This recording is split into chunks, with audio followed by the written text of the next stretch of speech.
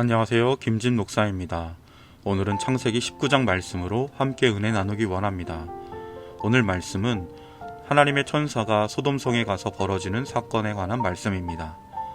하나님께서 보낸 두 천사가 소돔에 이르렀습니다. 마침 롯은 성문에 앉아 있다가 그들을 보고 일어나 영접하고 땅에 엎드려 절하였습니다. 고대 근동의 성문에 앉아 있던 사람은 그 도시의 유지였습니다. 아마도 아브라함이 동방 왕들에게 전쟁 포로가 되어 끌려가는 롯을 구해준 후에 다시 이전에 거하던 소돔과 고모라를 버리지 못하고 그곳에 정착했던 듯합니다. 롯이 성문에 앉아 있었다는 것은 그 사회에 존경받는 일원이 되었다는 것입니다. 후에 도시 사람들이 롯에게 하는 말을 보면 알 수 있습니다. 이놈이 들어와 우거하면서 우리의 법관이 되려 하는도다 라는 말로 보건대 롯은 그 사회에서 어느 정도 자리 잡고 살고 있었음을 알 수 있습니다. 롯은 두 천사를 맞이하는데 땅에 엎드려 절을 했던 것은 당시 문화 속에 자기보다 더 높은 사람들에게 나는 당신을 해할 의도가 없다는 것을 의미하는 상징적인 행동이었습니다. 이집트에서 발견된 고문서에는 이런 동작을 7번까지 반복한 것으로 알려졌습니다. 그리고 한번 손님에게 집에 와서 머물라고 청하면 보통 3일까지는 대접하는 것이 그 당시의 풍습이었습니다. 롯은 이들에게 누룩없는 빵을 대접합니다. 아마도 저녁 늦은 시간이라 빵을 숙성시킬 시간적 여유가 없었던 듯합니다. 롯이 두 천사를 집으로 영접하자 젊은이들, 노인들까지 남자들이 몰려왔습니다. 동성강간을 하려는 의도였습니다. 이때 롯에게는 약혼한 두 딸이 있었는데 손님을 보호하며 두 딸을 내주겠다 합니다. 어찌 보면 비정하고 바람직하지 못한 모습입니다. 그런데 당시 풍습 중에 약혼한 자를 범하면 사형에 처하는 법이 있었습니다. 그것을 알고 딸도 보호하고 손님도 보호하려는 계책이라 생각했을지도 모릅니다.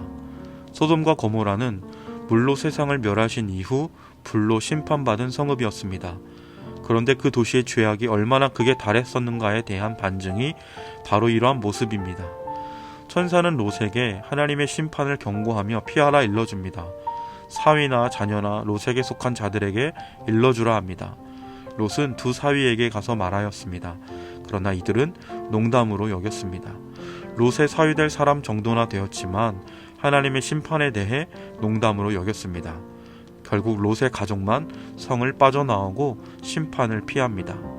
그러나 그 와중에 롯의 아내는 뒤를 돌아보다 소금 기둥이 됩니다. 두 사위도 하나님의 심판의 경고를 농담으로 듣고는 그 성 안에서 멸망을 당합니다. 오늘 말씀을 보며 우리가 하나님의 말씀을 어떻게 대하며 살고 있는가 생각하게 됩니다. 오늘날이 결코 소돔과 고모라 시대보다 악이 덜한 시대라고 생각하지 않습니다. 더하면 더한 것이 많은 시대를 살고 있습니다. 사람들의 모습을 보면 하나님의 진리의 말씀 앞에 농담으로 여기며 귓등으로도 안 듣는 사람들이 많습니다. 하나님의 말씀을 따르는 듯하지만 옛사람의 때를 그리워하며 돌아서는 사람들도 많이 있습니다. 하나님 앞에 의는 하나님의 말씀을 진리로 믿고 그 말씀을 밤낮으로 묵상 생각하는 사람입니다. 우리는 하루를 살며 어떤 생각을 많이 합니까? 단순히 무엇을 먹을까, 무엇을 마실까, 이 땅의 것만 집중하고 떡으로만 사는 자들처럼 살고 있지는 않습니까? 세상 사람들과 하나님의 백성과의 여러 차이점 중 가장 대표되는 모습은 바로 하나님의 말씀을 대하는 자세입니다. 하나님의 말씀을 내 삶의 중심에 삼고 밤과 낮으로 늘 생각, 묵상하는지, 하나님의 말씀이 내 생각과 감정, 가치 판단의 기준인지, 하나님의 말씀을 중심하여 하나님의 은혜와 사랑에 대한 생각을 하며 감사와 기쁨의 찬양과 기도, 순종이 있는지, 올해는 이전 어느 해보다 하나님의 말씀을 하나님의 말씀으로 온전히 믿고 그 말씀을 더욱 가까이 읽고 듣고 암송하고 공부하고 묵상하는 삶, 복된 삶 되시길 주님의 이름으로 간절히 축원합니다. 기도드리겠습니다. 사랑이 많으신 하나님 아버지, 하나님의 말씀을 거울 삼아 우리의 신앙생활을 점검해 봅니다. 하나님의 말씀을 대하는 우리의 모습이 하나님 마음에 합당하기 원합니다. 하나님의 말씀을 온전히 믿으며 사랑하며 기뻐하게 하옵소서.